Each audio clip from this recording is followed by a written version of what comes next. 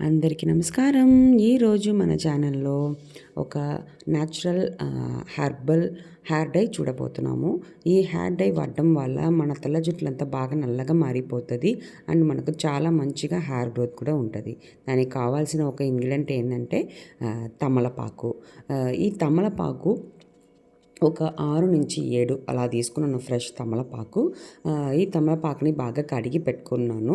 మన హెయిర్ గ్రోత్‌కి ప్లస్ మన హెయిర్ డై ఎక్కువ రోజు నిలబడడానికి ఈ తమలపాకు మనకు చాలా చాలా యూస్‌ఫుల్‌గా ఉంటది.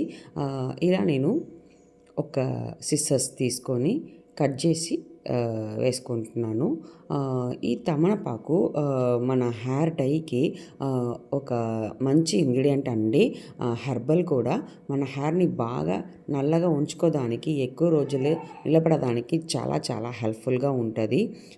ఇప్పుడు ఈ తమలపాకుని కొద్దిగా అలా పిసికేస్తున్నాను. కొంచెం బాగా ఎసెన్స్ దిగుతాయని బాగా పిసికేస్తున్నాను.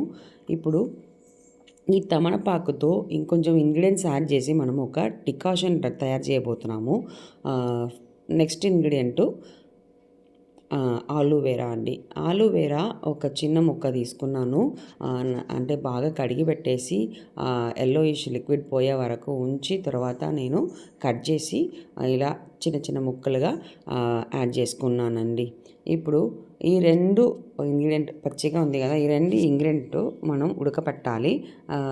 ఈ 2 ఇంగ్రీడియంట్‌తో పాటు నేను ఆవాలు ప్లస్ కరివేపాకు ఈ 2 బాగా వేయించి బ్లాక్‌గా చేపిచ్చి యాడ్ చేసుకుంటున్నాను. అంటే ఒక 2-3 స్పూన్స్ వరకు ఆవాలు, అట్లాగే ఒక ఒక చేతి నిండా కరివేపాకు అట్లా వేసి బాగా ఫ్రై చేసి దాంట్లో వేసుకున్నాను. మిగతా ఉన్నది నేను ఇన్‌స్టంట్ హెయిర్ డై కోసం వాడుకుందాం అనుకున్నాను. సో, అది పక్కన పెట్టేశాను.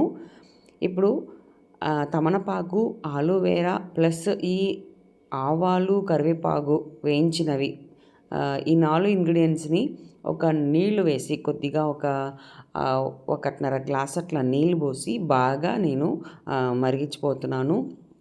బాగా బాయిల్ చేపించాలండి. అది ఎసెన్స్ అంతా బాగా దిగాలి దానిలోకి, డికాషన్‌లోకి. అప్పుడు వరకు మనం సన్న మంటలోనే ఉంచుకొని మంచిగా మనము బాయిల్ చేపించుకోవాలండి. అంటే ఈ డికాషన్ అనేది మనం ఫస్ట్ చేయించుకొని తర్వాత కొన్ని పొడులు దీంట్లో హెర్బల్ పౌడర్స్ యాడ్ చేసి మనం హెయిర్ డై తయారు చేయబోతున్నాము. సో, ఈ డికాషన్ అనేది మనకు చాలా చాలా ఇంపార్టెంట్. అది మన హెయిర్ డైకే కాకుండా ఇంకా మన హెయిర్ గ్రోత్‌కి కూడా బాగానే హెల్ప్ చేస్తది ఈ ఇంగ్రీడియెంట్స్ అండి. ఇప్పుడు ఈ డికాషన్‌లోకి నేను టీ పౌడర్ వేసుకుంటున్నాను. కాస్త ఒక స్పూన్ అట్లా వేసుకుంటున్నాను. టీ పౌడర్ వేయటం వల్ల మన హెయిర్‌కి మంచి రంగు ఉంటది. అంటే నల్లగా వస్తది. అండ్ మన హెయిర్ పర్మనెంట్ సొల్యూషన్ ఉంటది. అట్లాగే ఒక హెయిర్ కండిషనర్ అలా కూడా ఉంటది. సో, మన డికాషన్ అయితే ఇప్పుడు రెడీ అయిపోయింది. ఇప్పుడు నేను వడగట్టేసుకుంటున్నాను మన డికాషన్‌ని. చూడండి మంచిగా థిక్‌గా మనకు డికాషన్ దొరికింది కదా! అంతే అండి. ఇప్పుడు ఇది కాసేపు పక్కన ఉంచుకుందాము. ఇప్పుడు హెయిర్ డైకి కావాల్సిన ఇంగ్రీడియెంట్స్ ఏందో నేను చూపిస్తాను. ఈ డికాషను వేడిగా కూడా మనం వేసి కలుపుకోవచ్చు, ఏం కాదు. మనకు చాలా మంచి రిజల్ట్ ఉంటదండి.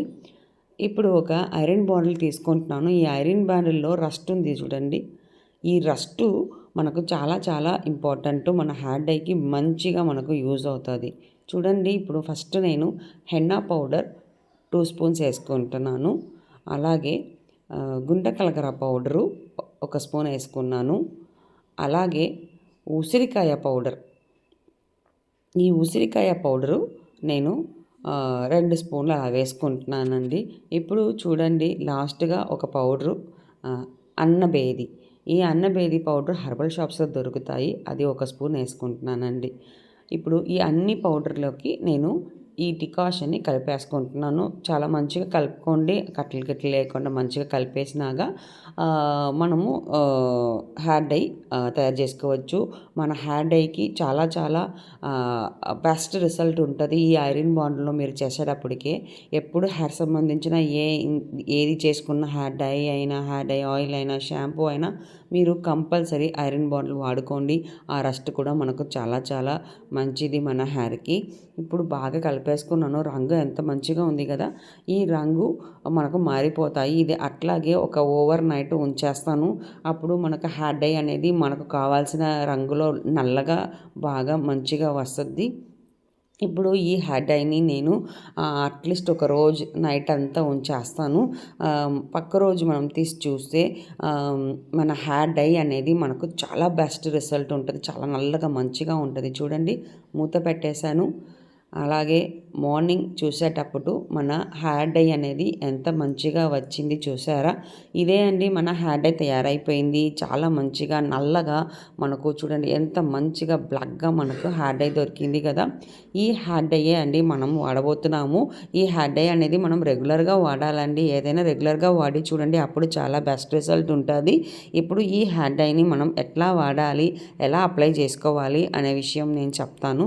ఫస్టు ఈ హెయిర్ డై మనము ఇంట్లోనే తయారు చేసుకోవచ్చు. హెర్బల్ థింగ్స్ పెట్టుకొని ఎట్లాంటి హార్మ్ఫుల్ కెమికల్స్ లేకుండా మనకు హెయిర్ డై తయారైపోయింది. ఇప్పుడు మన హెర్బల్ హెయిర్ డైని ఒక బౌల్లోకి మార్చుకుంటున్నాను. బౌల్లోకి మార్చుకున్నాక నేను ఎట్లా అప్లై చేయాలనేది చెప్తానండి.